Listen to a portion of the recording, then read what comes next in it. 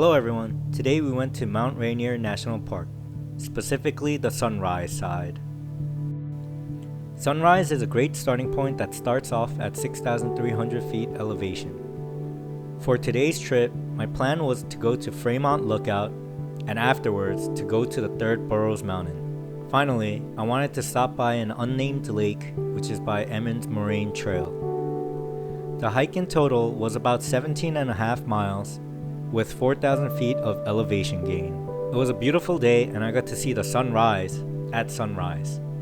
Also, since the clouds were high enough, I was able to see a great view at Fremont Lookout. I would definitely recommend this hike to everyone. Microspikes were unnecessary, however it does make you feel more safe if you had them on. The climbs through the Burroughs Mountains were beautiful.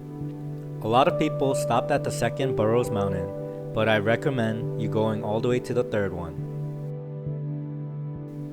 You'll have an awesome view of Mount Rainier up close, as well as the surrounding mountains and valleys. After I was done with my hike at the Burroughs Mountains, I got back to my car and drove down to White River Campground. From there I trail ran to the unnamed lake. You should bring mosquito spray, there were so many mosquitoes out there. It's a pretty quick trail without much elevation gain, so I definitely recommend you to check it out.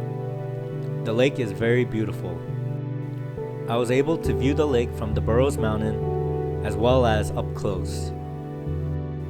Check out my Instagram if you want more in-person footage. All the equipment that I brought to the hike is in the descriptions below.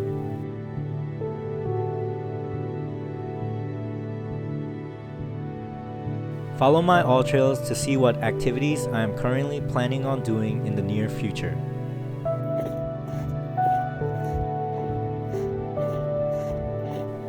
If you have any questions about the trail, leave a comment below. Hope you enjoyed this hike and I'll see you next time.